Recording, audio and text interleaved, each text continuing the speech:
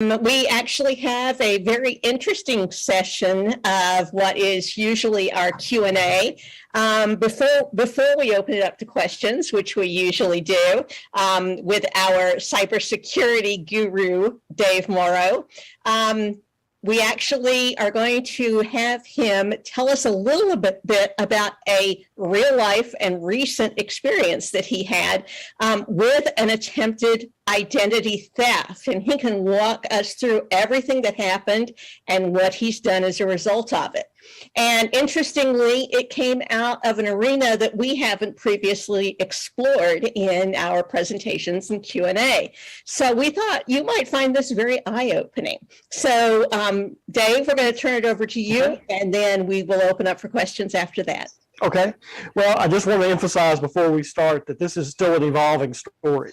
This, what happened at the end of June into this month, and as early as 10 minutes before we came on the air, I'm still working on steps to take to recover from it and or at least prevent it from getting any worse, or kind of investigating to see how widespread it was. But what happened was,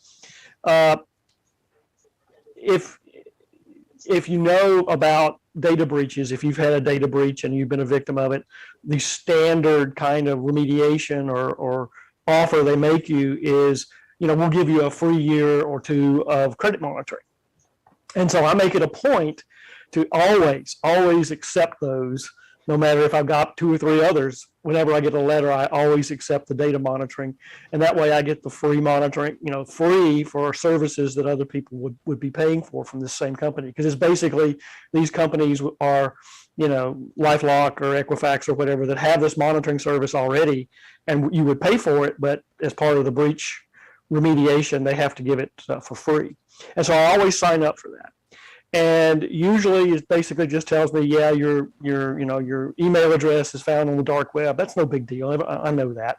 But about 2 weeks ago, on the 28th of June, we got an email from one of these services that said, hey, there was an account opened in your name at a credit union. And I won't say what credit union it was, but it's an online only credit union where you can go on there and open checking and savings accounts. And so I looked at it and I said, well, I don't know what this credit union is. I've never even heard of it. So I called the service, and their guy said, yeah, this is something that's happened. We got a notification that on account openings and closings, and we got this opening of this account from this credit union in your name, using your name and address and home information.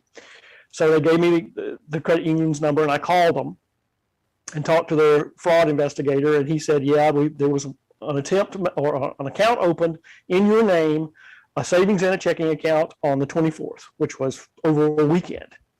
And he said there's already some sort of real kind of suspicious looking activity on this account.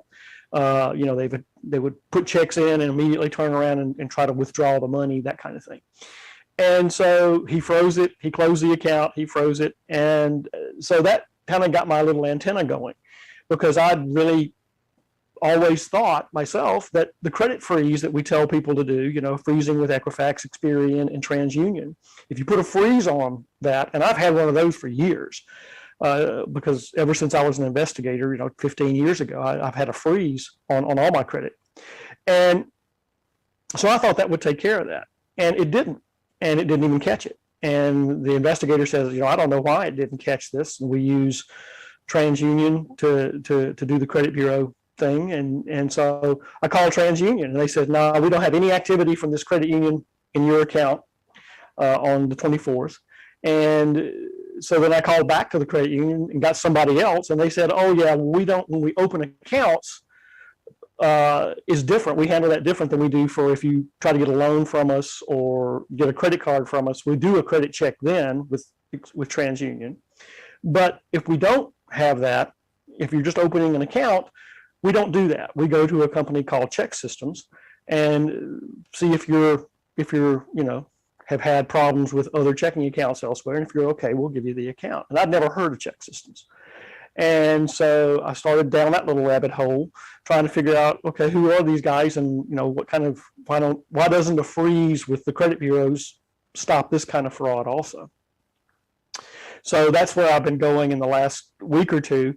Is I contacted them. They were very nice about it. They said, "Yep, there was an attempt also made to open it at another bank in addition to this credit union."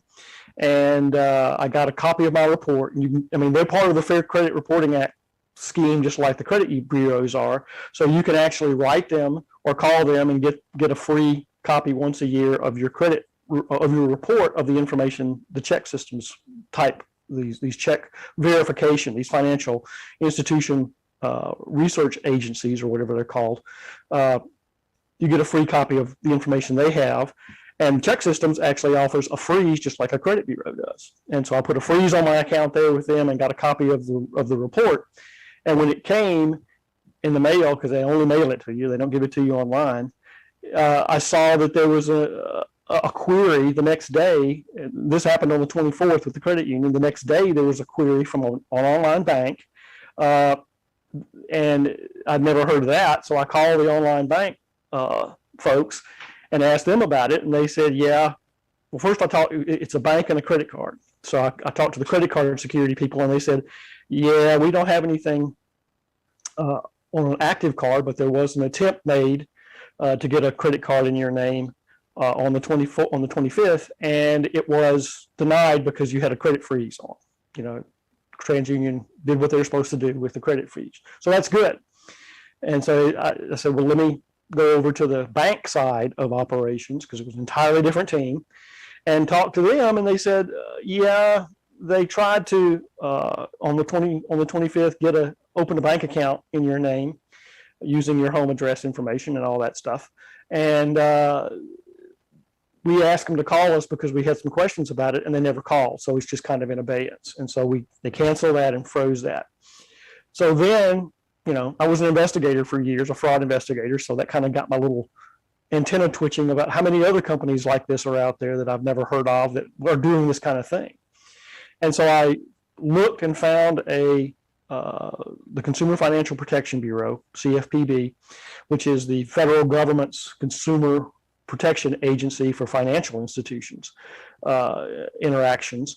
They actually have a document that lists all kinds of different credit reporting agencies and other types of agencies that gather your information. And there's a whole list of different reasons, and we've got it posted in the chat box where you can go and download this. But I was kind of amazed at all the different ways that they gather information on you. And I found out that there's 6 of these companies, including Check Systems. So now I'm in the process of going online to each individual's website, looking at if I can get a copy of the report or put a freeze on my account. And so that's where I am today. I'm writing letters and I'm going to have to call a couple of them. But it's just really interesting because, like you said, Ann, this came out of left field. I've been doing fraud investigations and financial white-collar crime stuff for 25 or 30 years. And I knew these guys existed. I knew companies existed, especially if you remember back in the day when we wrote checks at, the shoe repair place or your tailor or your dry cleaner. You'd write a check. Some of them would have a little machine right by the register, and they put your check in and they kind of zip it around in a curve. And that was reading the magnetic ink at the bottom and checking that the check wasn't stolen or whatever. So I realized that kind of activity took place. What I didn't realize was that they had this whole operation of verifying when you open a bank account that was outside of and totally impacted by the freeze operation that we have for the credit bureaus. So that's something that folks, probably need to be thinking about or at least alert to, because I don't know if I'd ever seen, I know that had I not had this alerting service that told me about it, eventually I would have gotten, because I got from the credit union where the account was actually opened, I got a whole welcome to our credit union. Here's your online bank number. Here's all our services. The welcome package that a financial institution will send you. I got one of those actually I got 2 of them in the mail, one for the checking account and one for the bogus savings account. And so that would have been the first implication that I had. And I was thinking, how many of us would have looked at that and go, nah, this is junk mail, and thrown it away? you know. Totally. And so I was looking for it because I knew this credit union had this account established. So when we saw that in our postal, preview thing we get, my wife said, "Hey, here's something from the credit union," and I ran out to the mailbox as soon as the mailman. I was there waiting for the mailman, so I wanted to see what this was, and that's what it was. It's really interesting. Well, first of all, I'm so sorry you've had to go through this because it has, one, occupied a ton of your time, much less some volume of aggravation. But I have, on the good side, always look on the bright side, right? On the bright side is I've gone through all the steps we tell people to go through. I've reported it to the FTC. I filled out a police report. I filled out a report at identitytheft.gov. I complained to CFPB and a couple of others about why my credit freeze did not include this type of information. And so, it's got me kind of on chasing a windmill here, I think, Don Quixote rides the...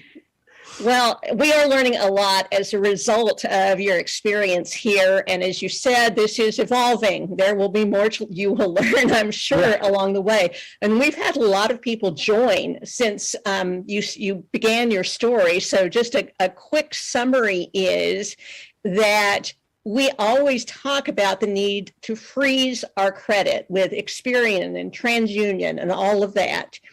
And that is still a good idea, correct? Oh, yeah, still absolutely. Imperative.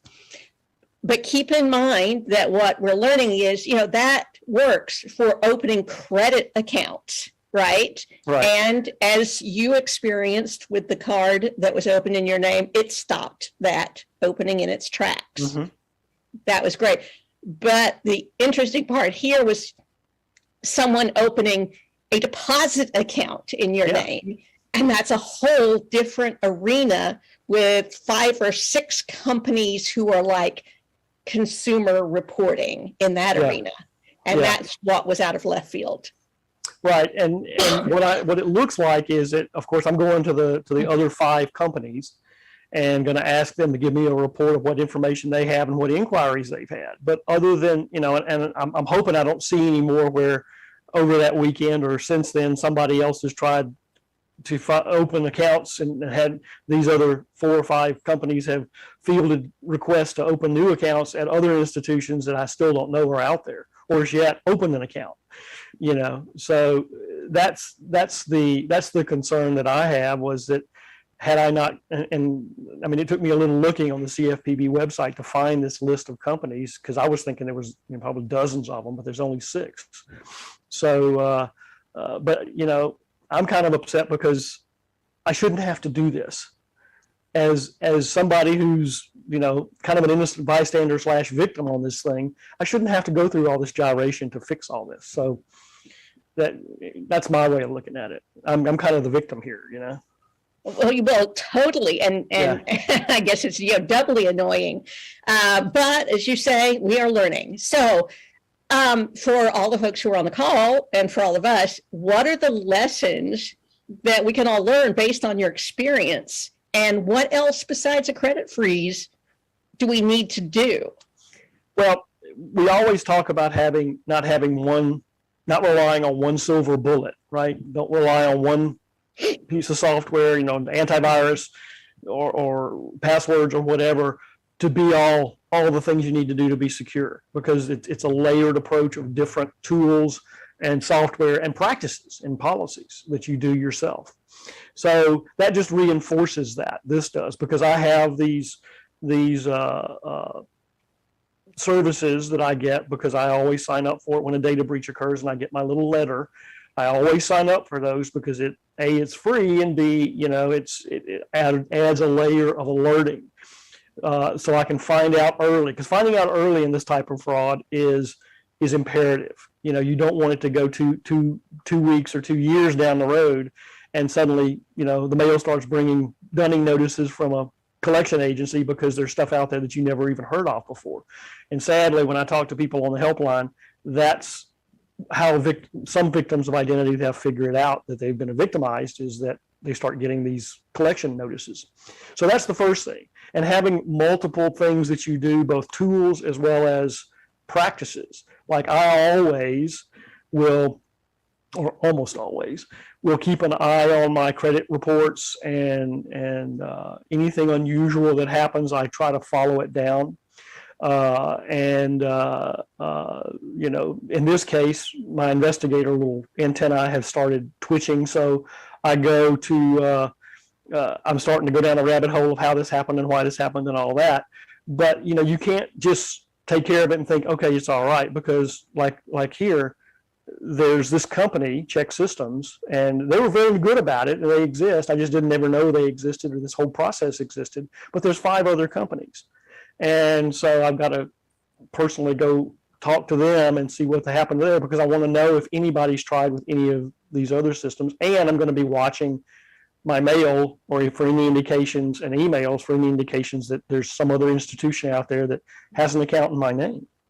So that's the first thing. And the second is always being skeptical, right? Having the mindset that anything like this that happens needs to be investigated.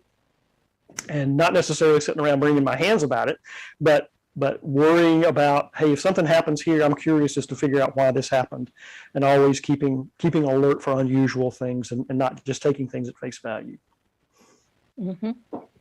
And you touched on something earlier as you were talking about whether or not these consumer reporting companies that service credit unions and banks, whether you can freeze on them. So I know that's, again, an ongoing investigation for you as to what you can do, but I think you did find that at least one of them allowed you an annual report in any case, if not a freeze. What have you found out so far? Well, they're all subject to the requirements of the Fair Credit Reporting Act, or whatever the legislation is that requires them to give you an annual credit report. The same things the credit bureaus have to do with annualcreditreport.com. So they all fall under that umbrella, and so they all have to do that. What I found, it looks like, and this is where my calls are going to go today, is Check Systems allowed me to put a freeze, but the other 5 on their websites don't mention a freeze. They have the forms to download, to fax, or to email, or to mail to them to get a copy of my report, that of the information they have on me and the kinds of queries that have happened in the last whatever, but they don't mention a freeze. And really, in the Consumer Financial Protection Bureau's document that we just put in the chat, they're the only ones that are mentioned as having a freeze available in that document. So I'm going to find out. I'm going to call them, and each one of them, and say, hey, A, will you tell me if somebody tried to open an account at some place that checked with you? And B, why don't you offer a freeze? You know, and see about that. So that's the one of the next steps. Well, this is a real eye-opener for me, because obviously never knew this side of things existed, and I'm sure folks who are on our show today are probably have questions themselves. Because I mean, have any of you guys heard about Check Systems or any of these deposit account reporting systems? Let us know on chat or sing right out. We have a relatively small number of folks today. Please feel free to just, sing out and tell us if you've had any experiences on this side of things. And certainly let's hear your questions, because this is new, or at least it's previously not been an issue that we've run across. And I would love to hear what your questions are. Yeah, there's a question in the chat already from Julia about, do I know how the scammer got my information? Mm-hmm. No. I presume that based on my past experience, all they had to have was my name, address, social security number, probably date of birth, and maybe a driver's license number. Remember, it's an online bank. So I don't know what they require you to actually send them as part of the application process, but that kind of information, sadly, is available all over the dark web to purchase, and it's pretty cheap, because we've had all kinds of data breaches in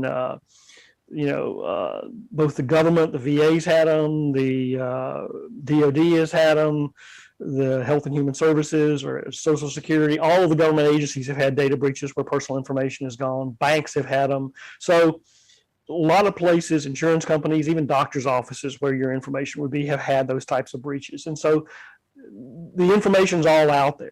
And so that's why I tell people, don't fret about the fact of how you keep your information from being out there, because it's out there and there's nothing you can do. I mean, once it's on the internet, you can't get it back. Mhm. I mean, you want to talk about a rabbit hole, try to get something taken off the internet everywhere you find it, right? I mean, that's got to be the ultimate problem.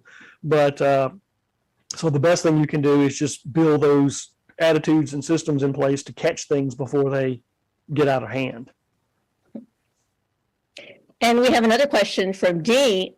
So what will the scammers do with those deposit accounts that they tried to create, or did create in this case? Well, I presume they can do a whole bunch of different things if they put their minds to it, because scammers in general are very creative in figuring out ways to get money. But in the short term, when I talked to the investigator from the credit union, we agreed that the easiest thing to do would be to use that account. And this is what he saw, was that account was being used to deposit either stolen or counterfeit checks written to me, presumably, in that account. And they then, say they deposit a $500 check. Then they turn around immediately and draw that $500 out. And in fact, that has been, they contacted me and said, hey, we've also got an overdraft charge of $15 because they overdrew the account. But obviously, since it's not yours and we've frozen it, you're not going to have to pay it. But that's an indicator. Number one is they're trying to get a way to get money. And they're, because it's not like it was in the old days where when we had a check that somebody gave us and we deposited it, we had to wait for 2 or 3 days for it to clear before you had that money available. In many cases, banks are under such pressure, competitive pressure, to make money available immediately, that they do that. You deposit a check and almost immediately that money is available. I mean, there may be a day's lag or something, but it's certainly not what it was back when I was, in my 20s, where it was, you deposited it and you had to wait 3 or 4 days for it to clear before you got that money back out. So that's what they're doing. They're taking advantage of that. But there's undoubtedly a lot of other things they can do if they put their minds to it. Great. And Julia has a question. Will one of these incidents ultimately show up on the credit side, on your credit report? Well, that's what I'm concerned about. And I went to great lengths to talk to this credit union and ask them 3 times and 3 different people, okay, this will not show up on my credit, right? This will not impact my credit rating. And they all said, no, we've frozen it. No further action required on your part. It's not going to go anywhere.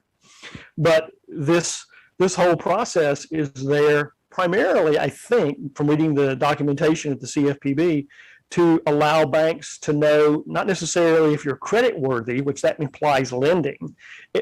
It's there to allow banks in their deposit accounts and savings accounts that you're not going to take advantage of them that way, right? You're not going to try to get money like they do. That you don't have a history of opening bank accounts, floating a few checks, and then running away, right? So that's a slightly different problem from the bank's perspective that it's trying to counter. But it could very well impact me in the future if I don't catch one of these and I move again, because we move every 5 years or so. If I move again and try to open a new bank account somewhere for some reason, and they check it and say, well, we've got this record of you going to these 3 banks and opening accounts and then skipping out on money, and none of them are going to be me, right? So I think that's the way it could impact me. Okay, great. And the questions continue to come in, which it does not surprise me a bit. What can AARP do in terms of legislation with financial institutions to notify the owner and wait for the owner to respond before the account is opened, or whatever else may be appropriate? Yeah, this is Dave's crusade right now. Again, this is just kind of getting started because I'm ticked off about this. I would use another word, but this is, I can't do that. So, but it's that's one of the things I want to do, because one of the things I request, because one of the things when you complain to the Consumer Financial Protection Bureau, when you file a complaint about a bank or a credit union or whatever, is they ask you, okay, what do you want to see out of this? Which is kind of cool because not everybody asks that. And I put in there that, hey, I want to know how this bank, what processes this bank uses to open new accounts, what processes are used to check why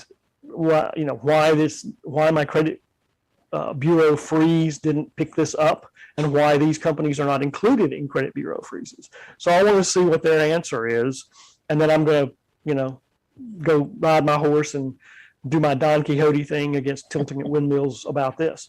So I don't know. That's one thing I'm going to try to look at, and I may get shut down. I may get, I suspect, because they have battalions of lawyers that make very good livings off of this kind of stuff. I suspect that this is kind of a loophole in the law that nobody gets excited about. It hasn't risen to things with all the other controversies we have in our lives with the government. This one hasn't really popped up to the surface enough to get people excited about it, to demand legislation. So I don't know. We'll see. We'll see what happens. Mm-hmm. Okay. And we have a question from Thomas related to something that you were talking about earlier about what are you going to do to make sure this doesn't happen again? What should I be doing? Could you just again do one little synopsis? Yeah, well, first of all, take that link that we have in the chat. Go look at the CFPB website and download that document and look at it. And you'll see the 5 companies that do this for financial. Now, there's a bunch of other things. There's rental assist, rental verification and other things that, given your individual situation, you may need to worry about those too. But these guys, I think everybody has concerns about is the bank account thing. So what am I going to do? What can I do to stop it? Well, I'm just going to continue the march the way I've been doing it. Right. I'm going to go down and if something happens, I'm going to put on my investigator hat and go start asking questions and chasing people down and asking, one of the things about doing fraud investigations is you get pretty used to thinking about how can I game this system, right? How can I turn this, whatever this is, around and get money out of it or take advantage of it when I shouldn't. So that's kind of what I'm going to be doing, is thinking about ways I could game this system and thinking about ways to try to get somebody to pay attention to stop it. But individually, download that document, contact each one of those companies, check your record in addition to freeze your credit, obviously, at annualcreditreport.com. Check your credit, freeze your credit with all 3 of the credit bureaus like we've told everybody. But include these guys, these 6 companies on your list. Once a year, go out and get a report to see if anybody has opened or queried about opening a checking account in your name that you don't know anything about. And if it does, don't just follow up on it. Start asking questions, and don't give up until you have answers. And there's one more thread I want to follow based on what you told us today. And that is what alerted you to this was the fact that you had responded to a notification of a data breach previously. Right. And, I sit here and I think, wow, have I, what data breaches might have occurred that I might be on?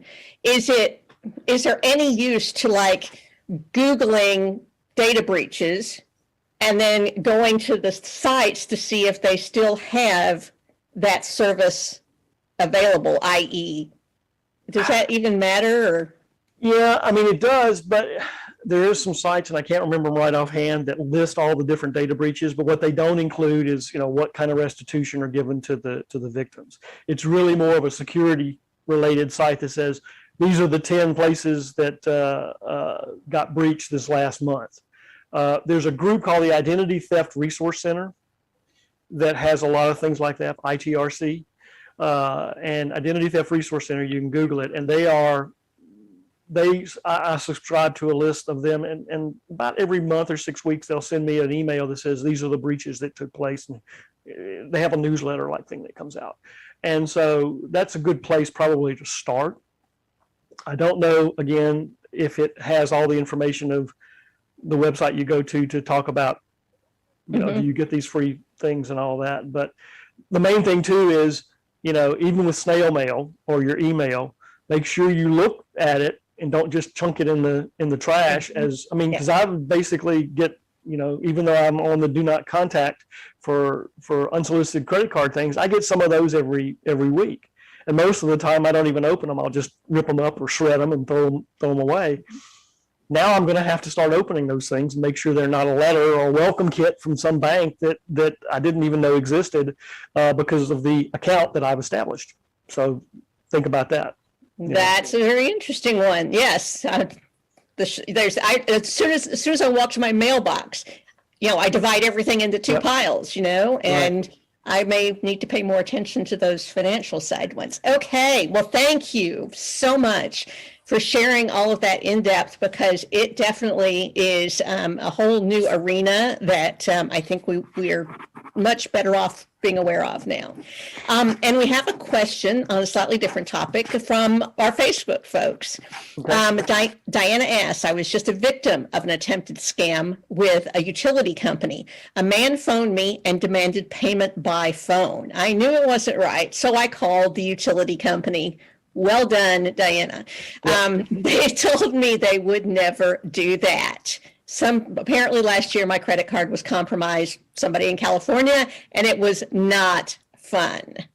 So. Yeah, I mean, banks have evolved pretty good systems for proactively monitoring your charging habits. And I mean, I've had this happen where, I've both good and bad. We travel, we go overseas, and you don't usually have to tell them anymore when you go overseas, but they would still see that, I use my credit card. I live in Bellingham, so I'd use my credit card at SeaTac for something.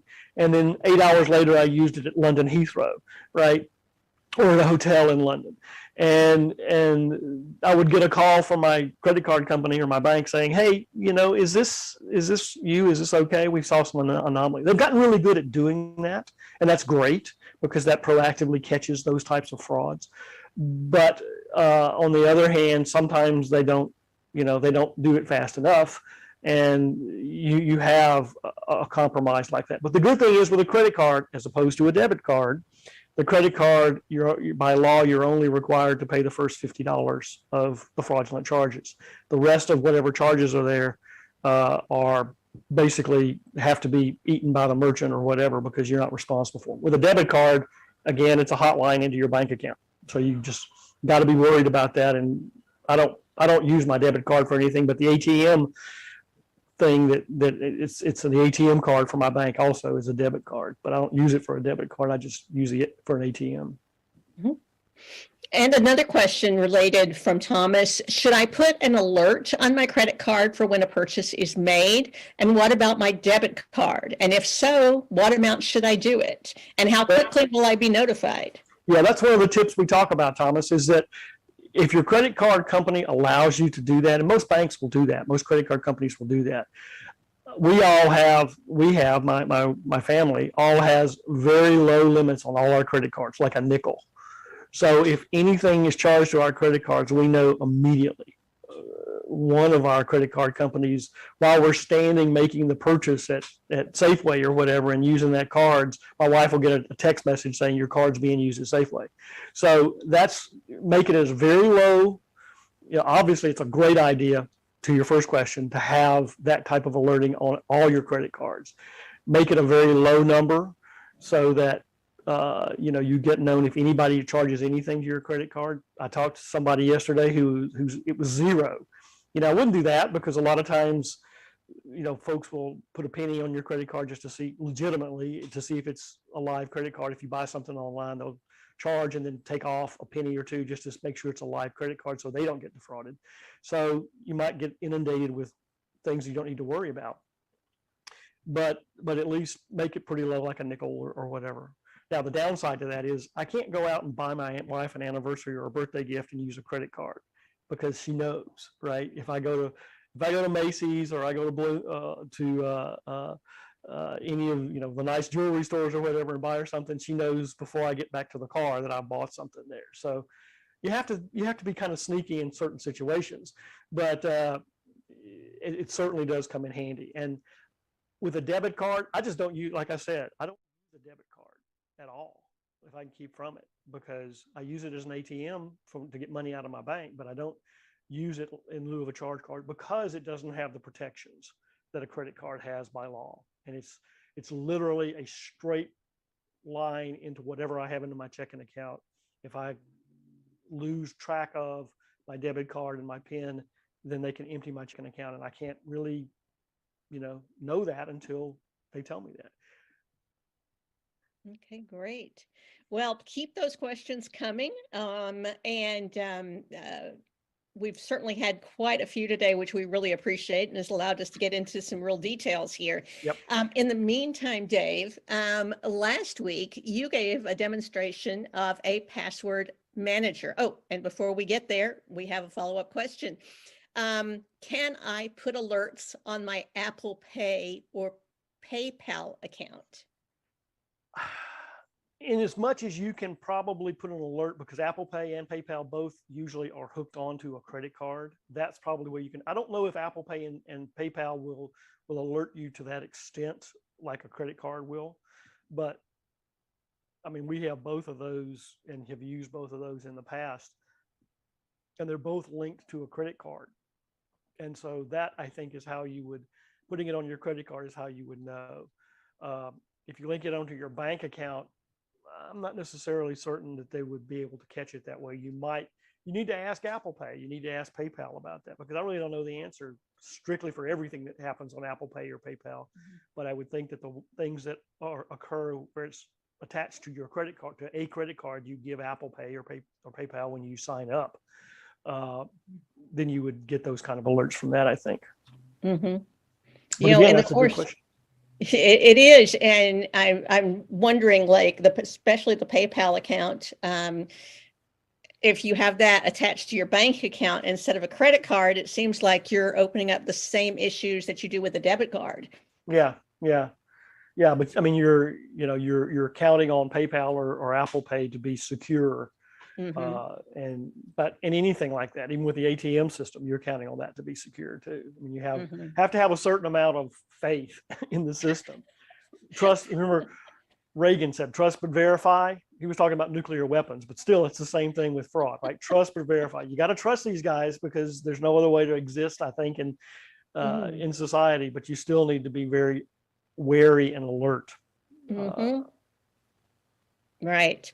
And Dee has mentioned Venmo, a typical person-to-person payment system. And there are any number of those. And I guess the same thing is know who you're sending your money to. Yeah. Venmo, Zelle, several other things they're very good. And, we use them to transfer money to our kids or whatever when we need to do that. They never transfer money back. They always we give them money. They never transfer money back. That's the way it works, Dave. I'm sorry to tell you. I know. I've got enough kids to know that. But again, you do need to be careful with them and realize that they are very much a 21st century type of creature. They don't answer the phone very well. Those of us who are not happy dealing online and have a problem with Venmo or Zelle or any of those guys are going to be concerned or are going to be frustrated because they don't answer the phones, a lot of them. They don't even have a phone number, some of them. And you have to deal with them online through their website or whatever. I wouldn't say Venmo or any of that is bad. I would say that you need to have, a good password. Those things we talk about, two-factor authentication, a really good password. All those accounts, I think, offer that. Venmo and Zelle and other ones offer those types of things. I know we use Venmo for our homeowners association to pay our dues, and so I know it has two-factor authentication. But use those security features we always talk about. Mm-hmm. But you don't have to. Write them a check if you want to. And Diana, who is on Facebook, is thanking you for those great points because she was using a debit card regularly and never thought about the additional risk associated with it. And Diana, you are not alone. So, and she's, so thank you for bringing that up. One of the things that we used to, because I was in credit card security in my post-Air Force career. And one of the things we told people was that we would find in ATM machines little cameras that a hacker would be able to install. They could open the front of the ATM machine with a key and install a little camera. And so when they had a skimmer in there that would, you put your card in, and it would read the electric strip, the magnetic strip on the back. You'd also key in your pin. Well, they had a camera pointed at the pin at the keypad, and they could watch you put it in. And so I started putting my hand over it and doing things, and people would make fun of me. Why are you doing that? That's kind of stupid. Nope, not stupid at all. So it's not the guy behind you that you have to worry about. Yeah, not anymore. I mean, you got to worry about them, but you still got to worry a lot that there's other things out there that could be dangerous. Crazy. Oh my goodness. Yeah, which is a good segue for now into the password manager idea. Yep. Just a quick little synopsis, if you will, about password managers, why they're important, and anything that might have come up last week that you think these folks might be interested in. You mean what other things have come up with password managers? Yes. There's been a lot of concern out there to various different password managers. And we talked about the fact that if you just go out there and Google password managers, or use whatever search engine you want to use, there's going to be results that come back, and the first page of them, or at least the first 4 or 5 of them, could very well be fraudulent, because we've had lots of instances where password managers are put into app stores that are fraudulent, and they're not the name brand ones. They're some, great passwords app or whatever, something the hacker names it. He wrote it, or he took something and made it look like a password manager. And what he's doing is taking your thing. So if you're going to search, if you're going to look for a password manager, use a reputable source. Like we talked about PC Magazine, and I showed that as their reviews. Or there's others out there that are comparisons. Consumer Reports does it occasionally, and other places will do comparisons of those types of tools. And that's a good way to know which ones are legitimate and which ones aren't. Excellent. And a question comes in. This is related to a text potential scam. Okay. Dee asks that he received a text on his cell phone. A new device has been connected, a device called gibberish, just connected to your home network for the first time. Okay, so is this a scam text? My cable provider home network router is password protected. How do I find out who's logged onto my network? So my question is, Dee, did you just get a brand new TV that's an LG brand? Because the device that you see is LG WEB Web, LG, a device manufacturer, Web, and the ends in TV. So if you just got a brand new TV or somebody has looks like they're trying to piggyback on your home router system. Is it a Wi-Fi? If it's a Wi-Fi, it looks like somebody is trying to get into your Wi-Fi system.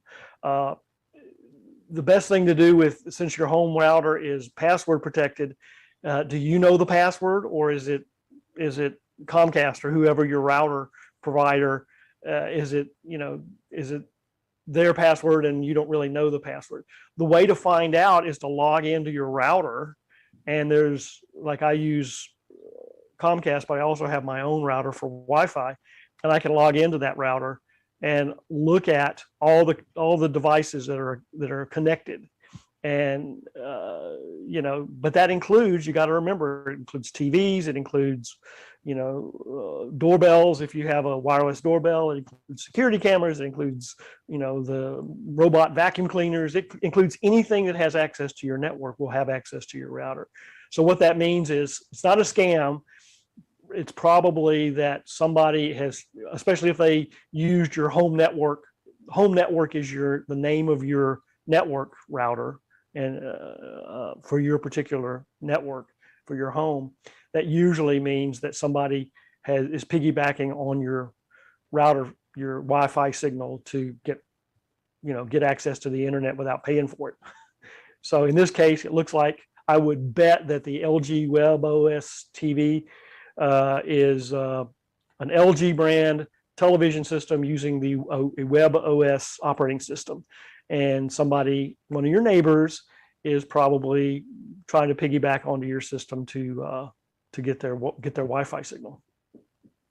And it even could have been an accident on the part of a service provider.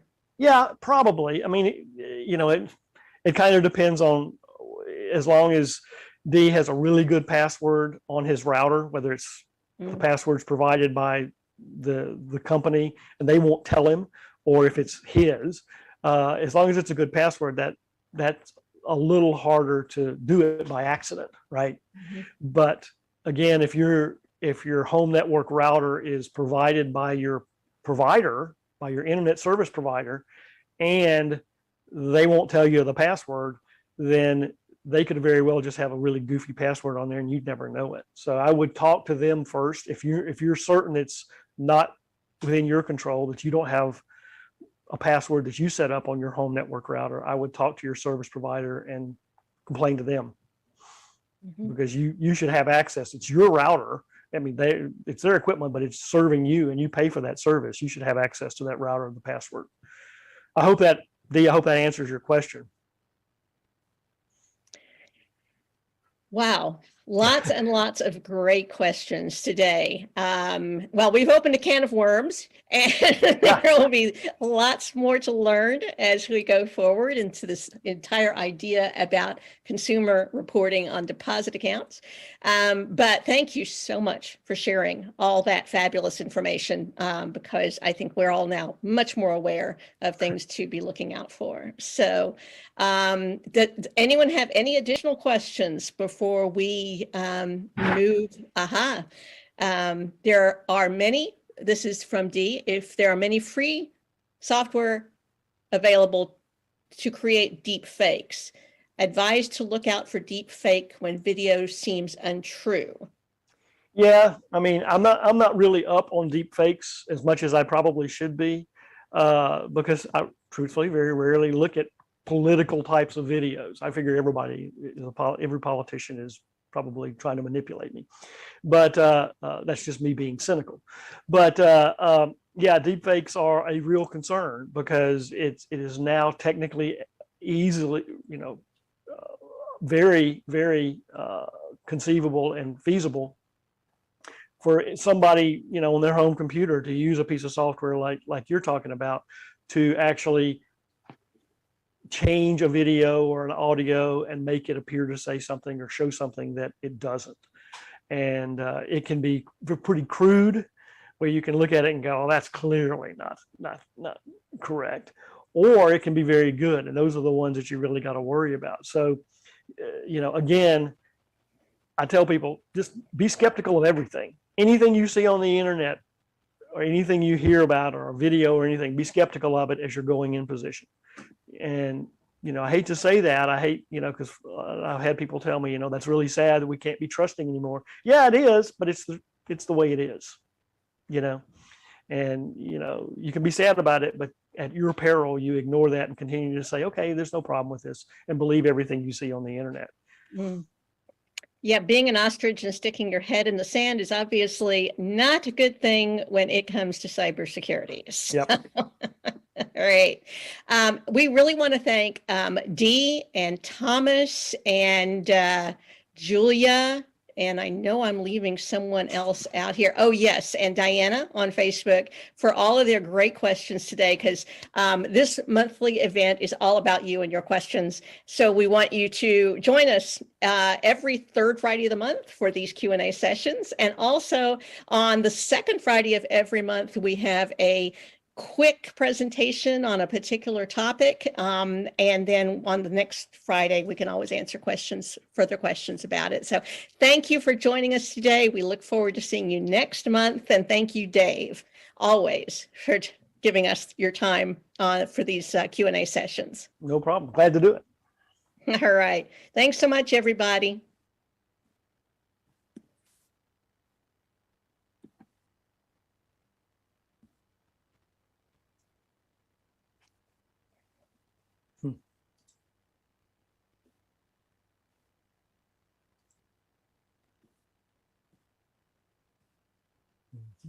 Okay, I think it is just us. Lee is with us. Oh, Who's Yuri?